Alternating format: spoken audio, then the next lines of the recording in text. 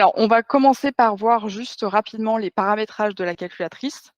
Toutes nos calculatrices peuvent être réinitialisées, donc ce qui est assez pratique, surtout, si on a des calculatrices qui viennent, du grand frère ou de la grande sœur ou de quelqu'un d'autre. Ça peut être bien de réinitialiser au début toutes les calculatrices des élèves, comme ça on est sûr d'avoir pour tout le monde les mêmes paramétrages. Donc ici, c'est dans le menu paramètres qu'on va aller, hop, ici pour, réinitialiser la calculatrice, on va dans réinitialisation et on peut ici cliquer sur tout initialiser. Alors je ne vais pas le faire parce que moi j'ai des programmes que j'ai envie de garder, mais c'était juste pour vous montrer. Les autres paramétrages, donc on va dire qu'on a un menu paramétrage ici qui permet de paramétrer un peu toute la calculatrice avec des paramétrages, voilà, par exemple la langue, et cetera. On a par contre des paramétrages qui sont, un peu, on va dire, dédiés à chaque menu. Donc si je vais dans un menu en particulier, je vais avoir ici dans Settings les différents paramétrages du menu, dans lequel je me trouve. Donc par exemple ici, je vais avoir l'unité d'angle qui s'affiche en premier paramétrage. Alors, une notion qui peut être, intéressante, c'est le paramétrage de la notation scientifique et du nombre de chiffres significatifs qu'on veut. Donc par exemple ici, on va choisir dans configuration, donc ici, en affichage, le mode scientifique et donc là, je vais prendre par exemple, 3 chiffres après la virgule. Voilà, je reviens ici et donc si je sélectionne, voilà, 0,01 et j'appuie sur exécuter, je vais avoir, l'écriture scientifique du nom qui apparaît. Le format, des résultats s'affiche en haut de l'écran, ce qui était déjà le cas avant. Donc là, si je me remets, donc là, on voit bien scientifique 4. Si je me remets ici en mode norme 1, par exemple, je vais avoir ici norme 1 qui s'affiche et si je saisis le même nombre, je ne vais plus avoir la même écriture du résultat. Donc c'est là-dessus qu'on met, qu'on paramètre l'écriture du résultat. Une autre chose qui peut être intéressante, c'est de changer le fonctionnement de la touche puissance de 10. Alors je ne sais pas s'il y a des profs de physique-chimie, parmi vous. C'est vrai que les profs de physique-chimie aiment bien avoir, du coup la priorité qui se fait sur, les puissances de 10. Autrement dit, quand j'écris 1 divisé par 1 fois 10 puissance 3. La question, qui se pose, c'est est-ce que le 1 fois 10 puissance 3 est prioritaire ou pas? Donc, par défaut, non, mais ça, on peut le modifier dans les paramétrages de la calculatrice. Donc, encore une fois, dans Settings, je vais aller ici, dans puissance de 10, et là, je sélectionne le deuxième puissance de 10 ici. Je refais le même calcul, 1 divisé par 1 fois 10, si j'utilise pas la touche, ça va pas fonctionner, 10 puissance 3. Donc là, je vois qu'ici, on n'a pas la même écriture pour bien signifier la différence entre la première écriture et la deuxième. Et ici, on n'aura pas le même résultat. Le fois 10 puissance 3 est prioritaire par rapport à la division. Donc, par exemple, ça revient un petit peu au même que si on divise par 2pi, par exemple. Si je fais 1 divisé par 2pi, voilà, la priorité, c'est faite sur le 2pi. Et enfin, une dernière chose qui peut être, assez sympa, c'est de personnaliser sa calculatrice avec son nom. Donc, ici, c'est un paramètre qui concerne toute la calculatrice, donc ça va être dans le menu paramètres. Et ici, on va pouvoir paramétrer, on va pouvoir personnaliser, on va dire, son nom et voilà. Donc ça permet, aux élèves, par exemple, de savoir, quelle calculatrice est à qui, et cetera. Voilà pour ces premiers paramètres. N'hésitez pas si vous avez des questions.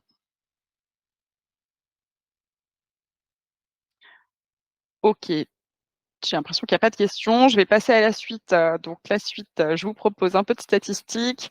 Stats à une variable, donc on va aller dans le menu stats. Je vous montre des choses assez rapidement. Alors j'efface tout avec AC. Voilà. Je rentre 2 listes. Donc je vais rentrer en liste 1, 1, 2, 3, 4.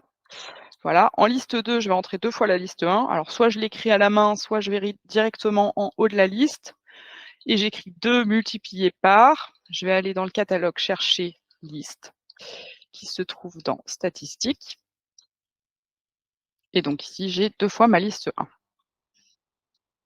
OK.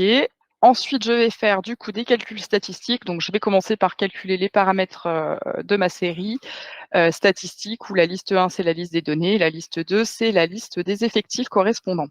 Donc je vais aller sur flèche de droite ici pour aller dans configuration et ici je suis en mode graphique. Donc là, je vais aller sur la flèche de droite ici pour sélectionner calcul statistique et là, je suis en mode régression linéaire. Donc là, je vais changer aussi, je vais prendre stat à une variable. Et ici, j'ai donc ma liste 1 qui s'affiche ici pour me dire que c'est la liste des données et ici les effectifs de la liste qui sont à 1 par défaut. Donc ici, je peux faire flèche de droite et sélectionner la liste 2.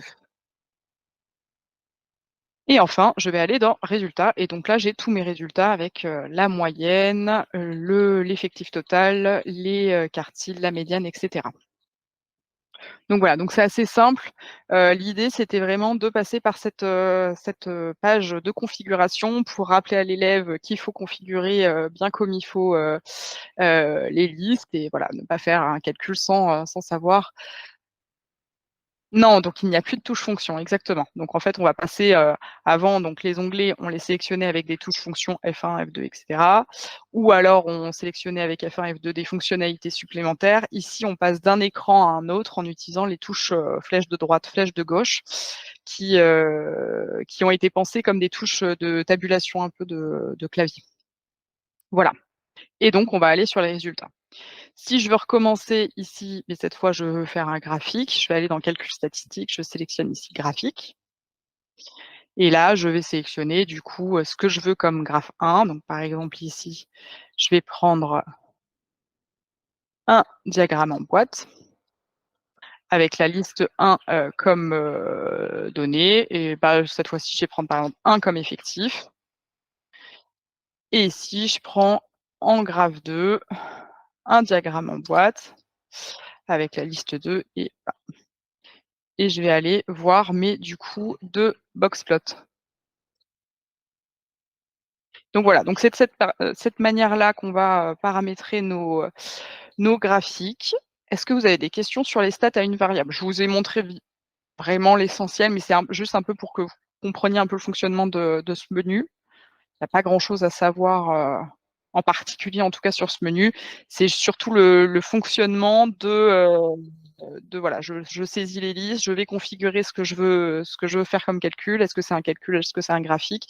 Je configure, mes listes de données et mes listes d'effectifs ou effectif 1 si je veux et ensuite je vais voir les résultats.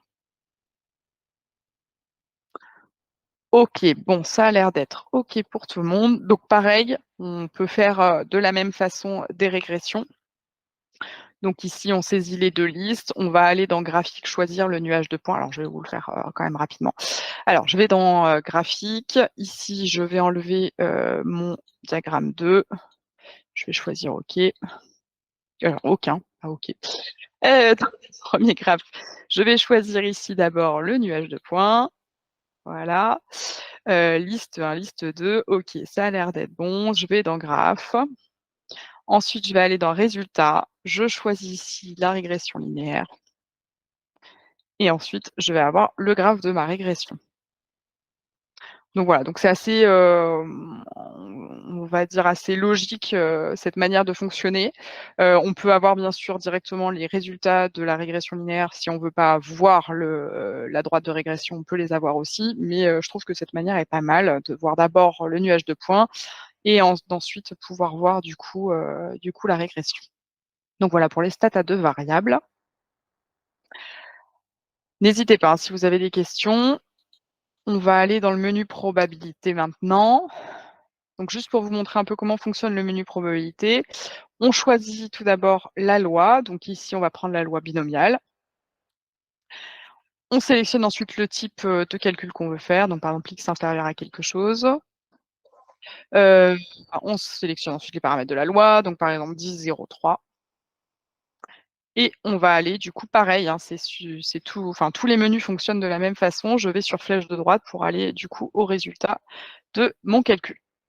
Je peux ensuite changer directement les données sur, l'écran. Donc là, par exemple, je prends P de X inférieur à 5. Je peux changer les données, à droite du signe égal, donc pour, calculer l'inverse d'une loi binomiale. Et je peux changer aussi le type, de calcul avec, outil, donc la touche outil. Ici, j'ai type et je peux changer, du coup, je peux calculer par exemple P de X entre 2 valeurs.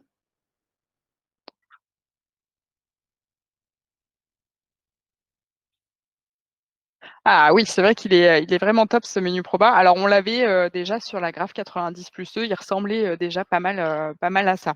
Mais ouais, ouais, il est vraiment bien. En plus, ça permet vraiment de bien voir les choses, donc bon, il est facile à utiliser. Je vous en dis pas plus parce qu'il est tellement simple à utiliser qu'il y a pas grand chose à dire sur ce menu probabilité.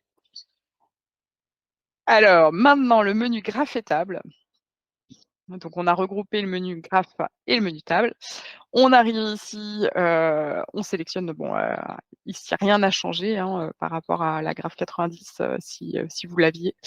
Je mets quoi? Je mets x au carré moins 1. Allez, en y2, je vais mettre, x plus 2. Voilà, et donc ici, j'ai soit tracé, soit affiché la table. Je peux aussi y aller avec, la flèche de droite. Et donc là, j'arrive directement sur un pop-up qui me dit: «Attention, un graphique, ça dépend d'une fenêtre graphique», et donc ça me rappelle juste que, voilà, il faut quand même faire attention à cette fenêtre graphique.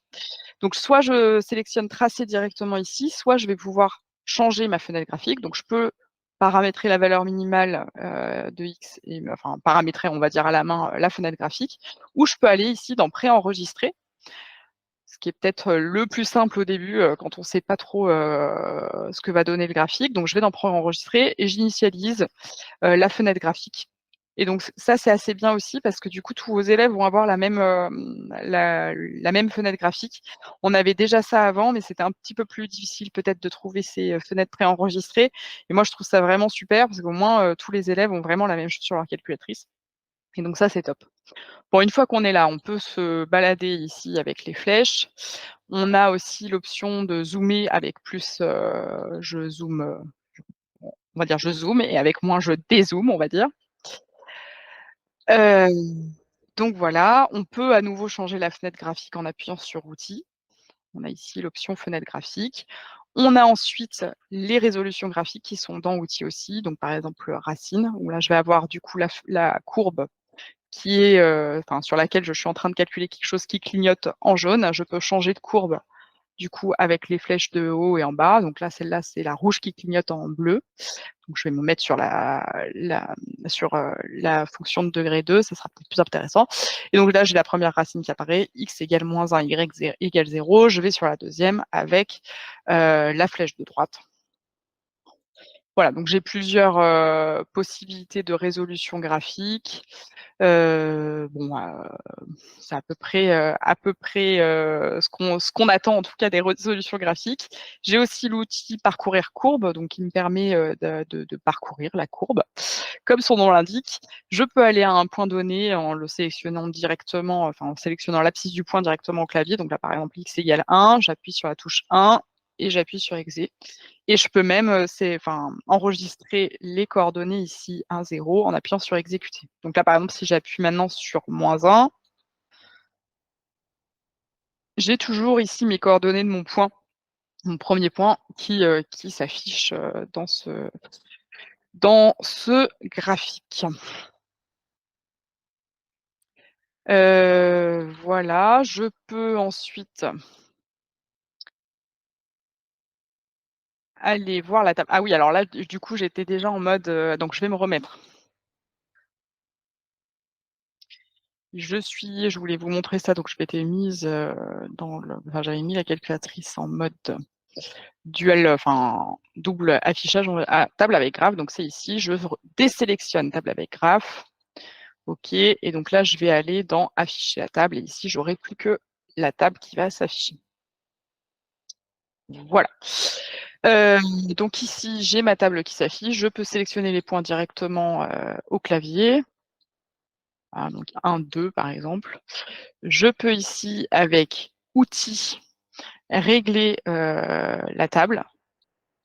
Donc en prenant une plage, donc je vais aller de -2 à 2 avec un incrément de 0,1 pardon et j'affiche la table. Donc voilà, rien de alors à quoi servent les touches exé et la bleue? Exé et la bleue. Alors c'est-à-dire, quand je suis là, la bleue. J'ai pas compris la bleue. La touche bleue, donc la touche, exécuter, elle a le même fonctionnement qu'elle avait avant, donc c'est-à-dire que c'est le même fonctionnement que la touche OK, à côté de la rouge. Ah donc c'est la touche shift. Donc c'est le même fonctionnement qu'avant, c'est-à-dire que la touche shift va permettre d'accéder à des fonctionnalités supplémentaires, à une seconde fonctionnalité de chaque touche. Donc par exemple ici pour accéder à pi, il faut que j'appuie sur shift 7 et j'obtiens du coup le pi qui est là au-dessus de la touche 7. Et le mode enfin la touche alpha permet d'accéder à la fonctionnalité rouge des touches. Maintenant je vais me remettre en mode, table avec graphe parce que je trouve ça assez intéressant de vous montrer ça aussi. Donc là, je me mets en afficher la table et donc là, du coup, j'ai ma table qui s'affiche. Donc, vous vous souvenez, on était de -2 à 2 avec un pas de 0,1. Je valide la table avec OK et donc là, j'ai mes points qui s'affichent sur la partie de gauche de l'écran et si je fais ensuite un parcourir les points, je vais aller sur les différents points et donc c'est, je vois automatiquement et en même temps le changement de points sur le graphique et la table de valeurs. Donc je trouve ça assez intéressant pour les élèves de bien comprendre, bon bah, qu'est-ce qui se passe, quand on fait un graphique? C'est quoi une table de valeurs? C'est quoi le lien entre les 2? Donc voilà, je voulais vous montrer ça et donc bien sûr on peut aller sur, Y2 en utilisant les flèches, droite et gauche. Voilà pour le menu graphe et table. N'hésitez pas si vous avez des questions et on va aller dans le menu calcul. Alors, donc je peux tout effacer avec AC, dans le menu calcul. Ça, c'est quelque chose qu'on nous demande souvent, hein, les élèves demandent souvent comment effacer l'écran. Donc maintenant voilà, avec la touche AC, on efface et comme je dis souvent, quand on en a assez, on appuie sur AC. Alors donc, juste pour vous remontrer là les touches, shift et alpha, donc si je fais shift 7, j'arrive du coup sur la fonctionnalité, secondaire de la touche 7 qui est pi et donc si j'appuie, sur exécuter, je tombe sur pi. Si par contre je fais alpha, je vais tomber du coup sur A pour la touche, X θ t ici. Voilà, donc c'est ça les fonctionnements des touches bleues et rouges. Heu, alors dans le menu calcul, on retrouve du coup les fonctionnalités de la calculatrice via la touche catalogue.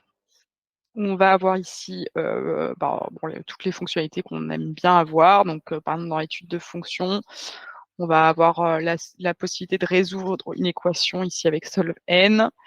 Si je mets x au carré, égale 3. OK, voilà. Je vais avoir dans la touche variable, ici, les fonctions dans la la 2e catégorie fonctions qui ont été déjà préenregistrées dans le menu graphe et table. Donc je retrouve mon y1 x au carré moins 1 et mon y2 x plus 2. Donc par exemple, je prends, y1 de 3 et je vais calculer du coup l'image de 3 par la fonction, qui est, dont l'expression est dans y1. Je vais retrouver du coup tout ce qui est, enfin tout ce que je cherche dans le catalogue. Ça peut être, voilà donc là je vous ai mis des, hem, des exemples. Donc là par exemple le PGCD que je vais retrouver ici, la valeur absolue, tout ça, je vais retrouver ça ici. Dans proba, je vais retrouver, pardon, un nombre aléatoire, donc c'était celui-là que je vous avais mis, un entier aléatoire entre, n, donc je peux mettre 1, 6, voilà, je génère un lancer de dés et en fait, tout ce que j'écris va se retrouver, enfin tout ce que j'utilise comme fonctionnalité va se retrouver dans un historique des fonctionnalités que j'ai en première position ici dans le catalogue. Donc c'est assez pratique parce que du coup, on peut retrouver facilement la dernière fonctionnalité qu'on a utilisée.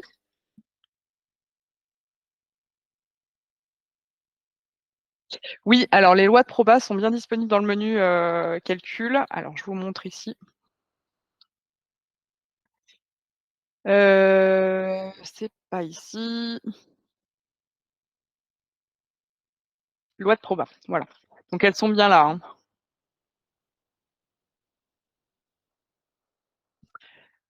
Donc pas de souci de ce côté-là. Donc ce que je vous disais, c'était l'historique, voilà, où vous allez retrouver les dernières fonctionnalités utilisées. Donc ça enregistre 10 fonctions que enfin les 10 dernières que vous avez utilisées et en plus, ce qui est assez sympa, c'est que vous pouvez en épingler certaines. Donc par exemple ici, si vous avez souvent besoin, de la dérivée, vous pouvez l'épingler avec outils.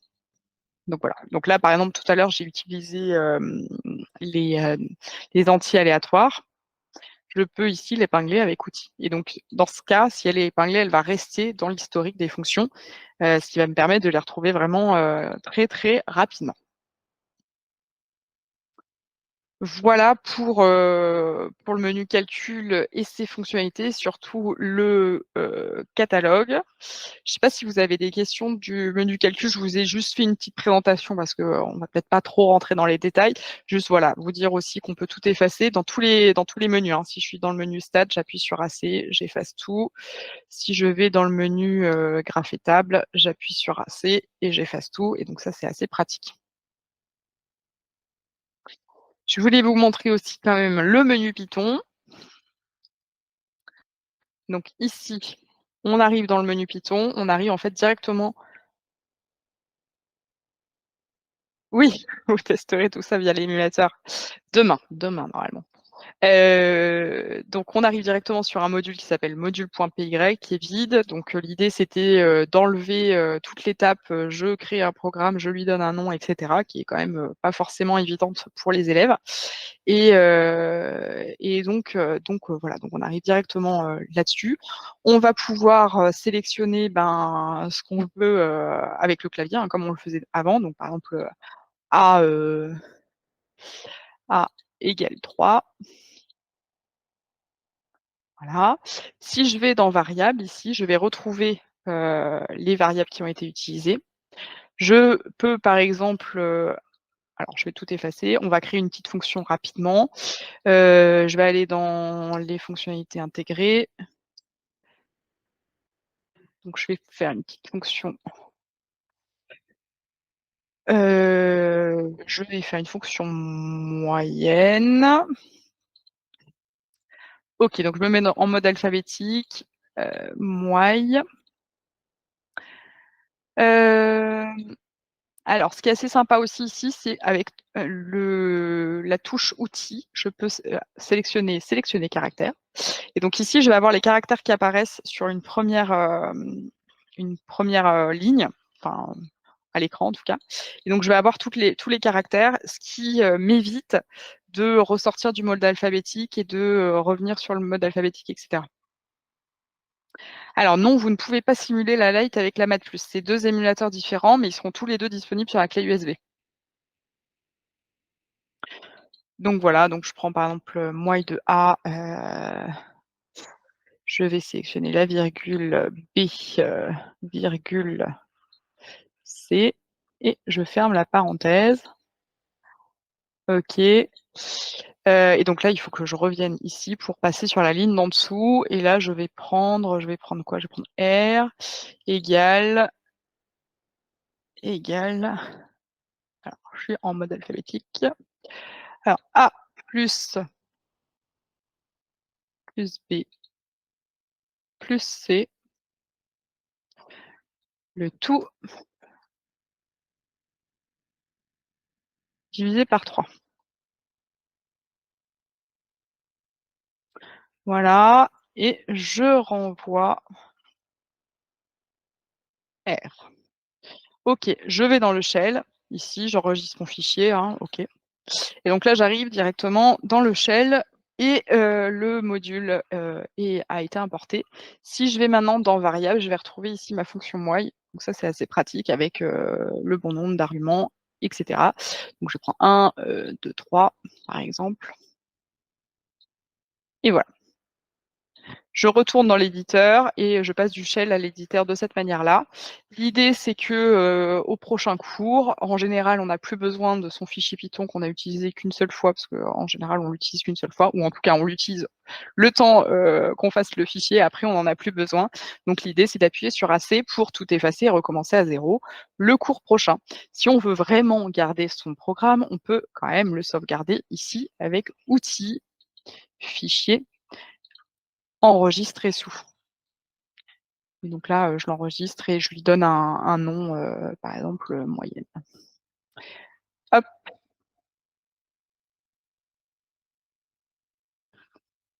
voilà. Donc l'idée, c'est de se dire, bah, qu'est-ce qui est le plus utile aux élèves? La plupart du temps, ils n'ont pas besoin d'enregistrer un fichier, donc on va leur enlever cette étape-là. Mais s'ils en ont besoin, ça peut arriver de temps en temps, bien sûr, on peut quand même enregistrer un, fichier. Est-ce que ça va pour vous jusqu'à présent? Je voulais vous montrer aussi le mode examen. Alors je vais allumer ma caméra. Donc je vais aller dans le menu mode examen. Et je sélectionne accès au mode examen. Donc là, on s'est dit que pour faciliter vraiment les choses aux élèves, on allait carrément créer un menu mode examen. Donc voilà, je vais dessus, c'est vraiment hyper facile. Et donc ici, j'attends un petit peu. Et donc voilà, j'ai ma petite diode qui clignote. Alors ensuite, pour sortir de ce mode examen, on a 2 possibilités.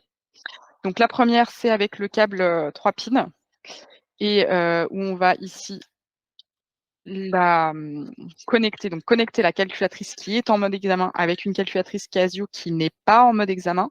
Donc ici, je prends une Graph 35 plus 2, les différentes calculatrices Casio sont, compatibles, hein. Ancien modèle, enfin modèle classe Wiz ou pas. Donc avec mon ancienne calculatrice Graph 35 plus 2, je vais sélectionner donc, comme je faisais avant, le déverrouillage du mode examen dans le menu, Link et ici j'arrive sur, bon voilà, c'était tellement rapide que j'ai même pas eu le temps de vous le montrer. Donc ça a bien déverrouillé le mode examen ici, pas de souci. Donc ça, c'est la première méthode. Deuxième méthode, donc je vais réactiver le mode examen pour vous montrer la deuxième méthode. Accès, OK, voilà, j'active le mode examen. Donc je branche mon câble USB-C à ma calculatrice, je branche, de l'autre côté le côté USB à mon ordinateur. Et voilà. Bon donc, il suffit de brancher et ça déverrouille le mode examen et c'est suffisant. Donc, il y a rien qui se passe sur mon PC, c'est juste le fait de brancher la calculatrice qui, déverrouille le mode examen. Je, débranche la calculatrice et elle redémarre sans le mode examen. Donc c'est vraiment, vraiment très, très simple à mettre en place, hein. Donc, avec les 2 modes, donc le premier mode avec le câble 3 pins a été pensé plus en classe. Vous avez un câble 3 pins, vous déverrouillez rapidement, une calculatrice d'un élève qui va déverrouiller ensuite la calculatrice d'un autre élève et cetera.